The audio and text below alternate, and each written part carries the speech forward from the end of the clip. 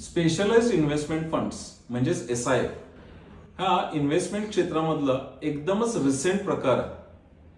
आता आपल्याला सर्वांना म्युच्युअल फंड म्हणजे काय हे तर माहिती आहे. कन्व्हेन्शनली आपण बघतोय की अगदी 500 रुपयापासून SIP आपण करू शकतो. मग हे नवीन SIF हा प्रकार सुरू करण्याची गरज काय?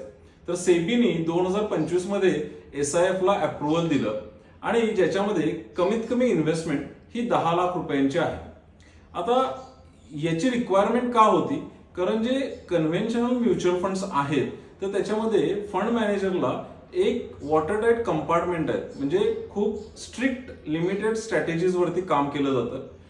आणि त्याच्यानंतरची जी नेक्स्ट कॅटेगरी येते ती म्हणजे PMS पोर्टफोलिओ मॅनेजमेंट सर्व्हिसेस, ज्याच्यामध्ये फंड मॅनेजरला बरेचसे कम्फर्ट्स दिलेले जातात की त्याच्यामध्ये तो त्याला हवे तसे पोर्टफोलिओ डिझाईन करू शकतो.